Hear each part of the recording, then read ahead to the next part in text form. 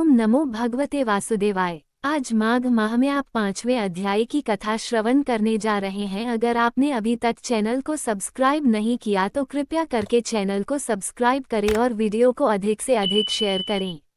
ओम नमो भगवते वासुदेवाय। माघ महात्म्य 5वां अध्याय। इतनी कथा कहकर थोड़ी देर शांत रहने बाद वशिष्ठ जी ने कहा, हे राजन, भगवान दत्तात्रेय से कार्तवीर्य ने माघ महात्म्य सुनने के लिए जो प्रयत्न किए थे उनको मैं अब तुम्हें सुनाता हूँ। उन दिनों भगवान दत्तात्रेय जी सह्य पर्वत पर निवास कर रहे थे।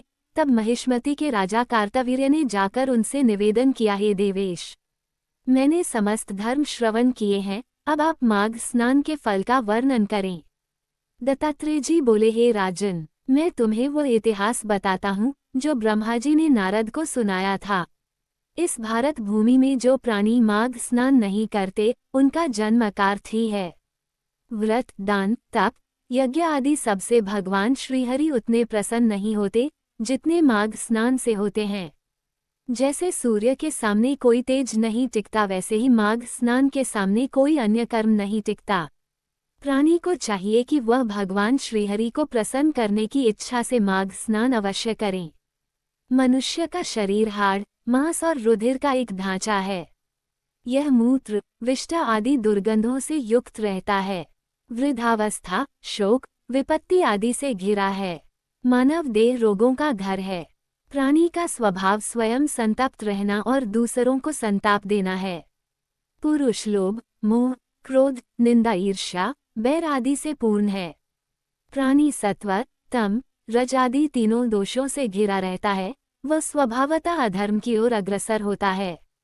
प्राणी का शरीर अंत में नाश को प्राप्त होता है, उसमें कीड़े पड़ जाते हैं। विष्ठा या भस्म बन जाता है या कुत्ते, श्रृंगल आदि का आहार होता है। इस प्रकार का मानव शरीर पाने वाला जीव यदि माघ स्नान न करे तो उसका शरीर धारण करना ही व्यर्थ है।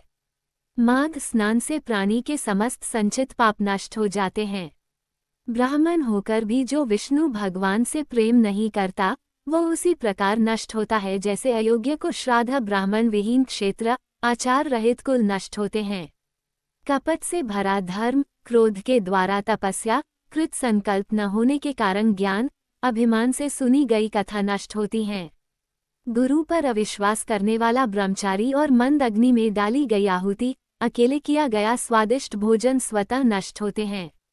कन्या बेचकर एवं कंजूसी द्वारा संचित धन शुद्ध एवं दरिद्री का यज्ञ नष्ट करते हैं।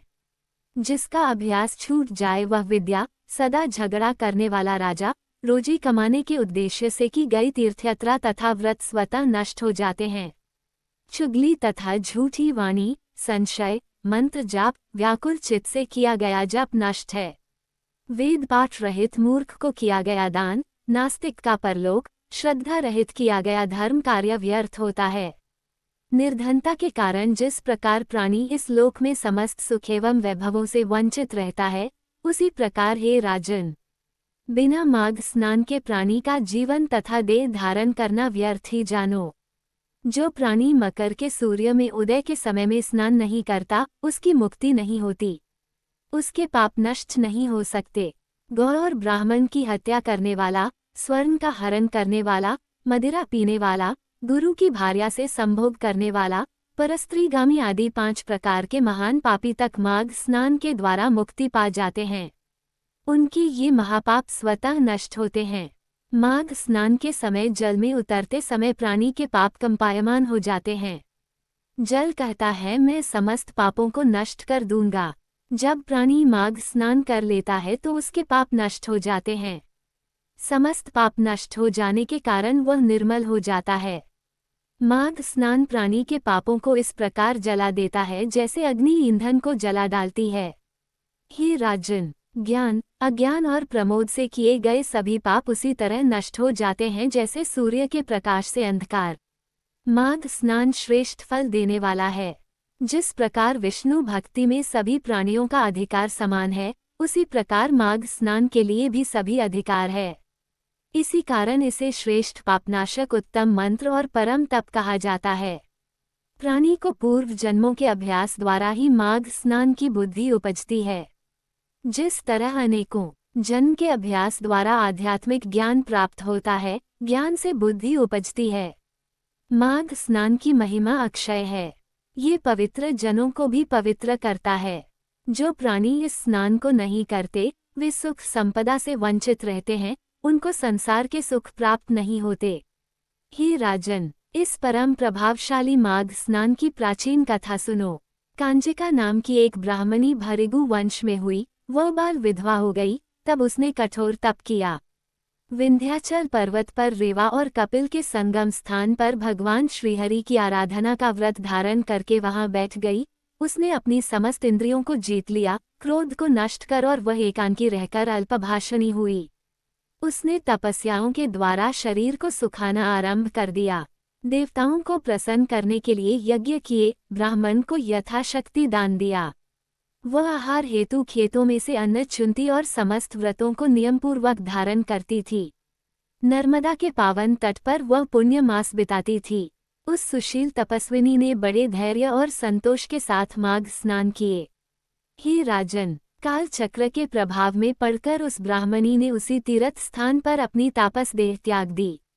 मृत्यु के उपरांत माघ स्नान के प्रभाव से वह भगवान श्रीहरि के बैकुंठ धाम को गई। वहां 4000 वर्ष तक सुख भोगती रही। उसके बाद ब्राह्मण जी ने सुंद और उपसुंद नामक महाबली दैत्यों का नाश करने के लिए उस ब्राह्मणी को तिलोत्तमा के रूप में पुनः अवतरित किया। अपने पूर्व पुण्यों के प्रभावों से ही वह परम रूपवती हुई। वह समस्त ब्राह्मण में परम सुंदरी थी। उसे देखकर देवता तक मोहित हो गए थे। वह समस्त अप्सराओं में श्रेष्ठ थी। उसके सृजन सारे भगवान ब्रह्माजी भी उसके रूप को देखकर आश्चर्यचकित रह गए। उन्होंने प्रसन्न होकर उसे आज्ञा दी कि भृगुलोचने, शीघ्र ही इन दोनों महापराक्रमी दैत्यों का जाकर संहार करो। प्रभु की आज्ञा मानकर वह हाथ में वीणा धारण किए ब्रह्मलोक में पुष्कर क्षेत्र में पहुंची। उसने रेवा के जल में स्नान किया, चमकीले लाल वस्त्र धारण किए, करधनी और नूपुरों की मोहक आवाज करती हुई चली। उसने गले में मोतियों की माला और कानों में लटकने वाले कुंडल पहने। ताधवी के फूल चोटी में गूंथे। अशोक वृक्ष के नीचे बैठकर उसने वीणा बजाकर मधुर लय में गाना शुरू किया। इस परम सुंदरी को जब नितांत अकेली मधुर स्वर में गाता उन दैत्यों के सेवकों ने देखा तो अपने स्वामियों को जाकर सूचना दी। दूतों ने प्रसन्न हो सुंद और उपसुंद से कहा, हे दैत्यराजों, यहीं पास अशोक वन में एक परम सुंदरी नितांत अकेली बैठी वीणा पर गा रही है। उसका स्वरूप बहुत ही मनोहर है।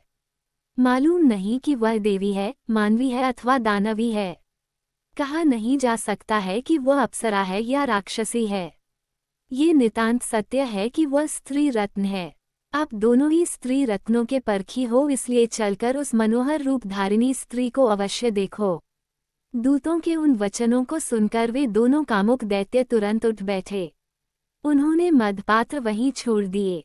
सेवा में रत सहस्त्रों सुंदरियों को त्याग कर वे अपनी भारी गदाएं लेकर दूतों के साथ उस परम सुंदरी को देखने चल दिए, जो वास्तव में उनका वध करने हेतु प्रगटी थी।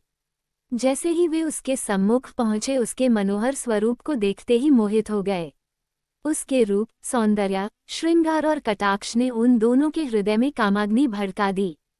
वे दोनों मस्त हाथी की तरह उसके सामने जाकर खड़े हो गए। दोनों ही मद्य पिए थे और दोनों ही उस स्त्री के ऊपर आसक्त थे, इस कारण आपस में ही लड़ बैठे। सुंद ने कहा, हे भाई, तू अब इस स्थान को त्याग कर चला जा। यह मृगलोचनी अब मेरी पत्नी होकर रहेगी। उपसुंद बोला, नहीं, ऐसा नहीं हो सकता।